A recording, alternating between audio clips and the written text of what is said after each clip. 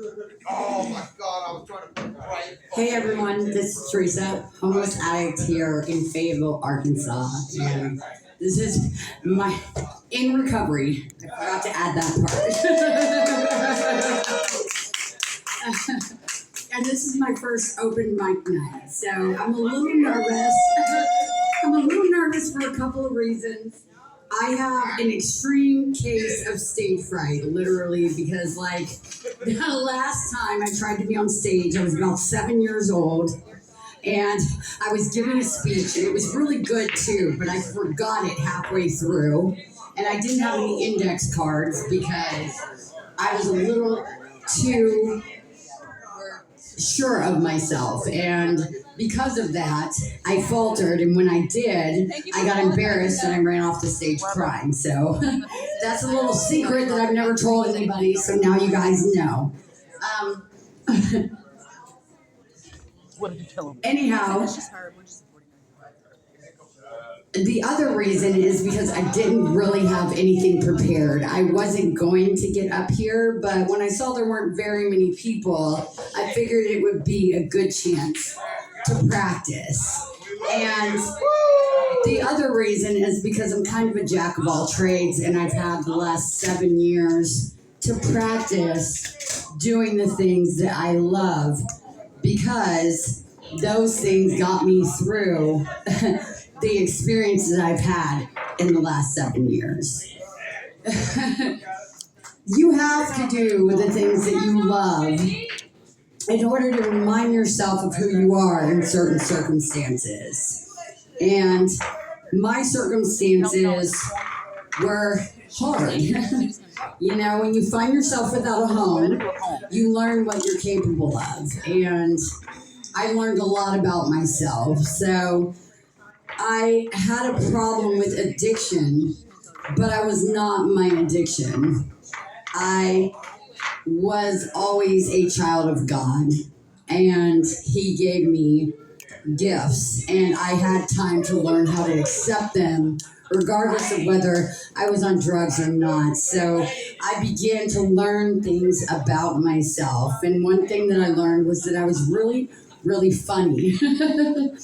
And I had to learn how to laugh, because if not, my anger probably would have really gotten me in trouble. When I got cold, I got mad, you know.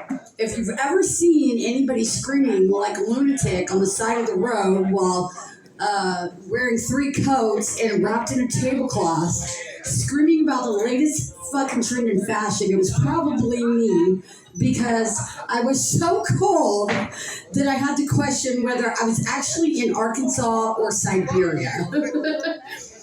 And I also love to write, so I would keep myself company whenever things got hard and I couldn't handle being around the people that I learned to love. But those people also were going through a lot of hard things and had things that they had to heal from. And because they were in the process of healing, they couldn't be there for me. I had to learn how to be there for myself.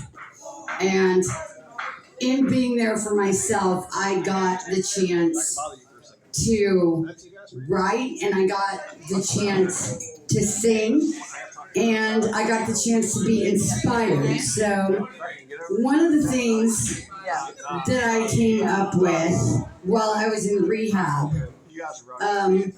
was something that was something that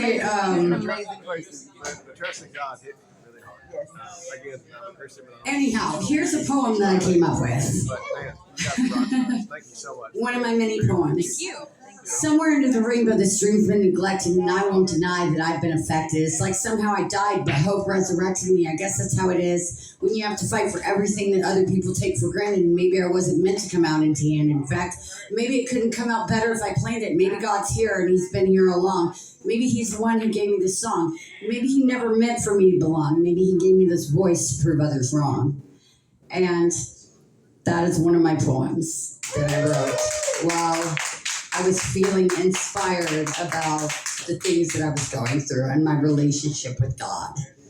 And then I came up with something really funny one time. It's just a really quick comedy routine that I came up with while I was freezing in the bathroom at Walker Park. So I kind of have a big mouth and I speak out when I shouldn't sometimes. And a lot of times I really feel like I should, but it gets me into some trouble. So I won't go into too many details, but I ended up getting kicked out of Salvation Army when there was snow on the ground, and I really had nowhere to go, and I had a shit ton of stuff that I had to carry, so I ended up in the bathroom, and there was somebody in the bathroom next to me, but I was so cold. I don't know if you've ever been this cold that when my covers fell off of me, I couldn't even move to readjust them. So to keep myself entertained and to keep my mind off of it, I came up with my frozen asshole on Valentine's Day and how I'd like to thank Salvation Army for their contribution. And as I screamed out for help for my frozen asshole, and the guy in the restroom next to me yelled to shut the fuck up, it occurred to me how selfish I was being. Maybe life wasn't all about my frozen asshole. Maybe he had frozen asshole. Maybe his frozen asshole hurt worse. But still, I couldn't help but come back to me because I wondered, what exactly do you do if you get frostbite on your asshole? The end.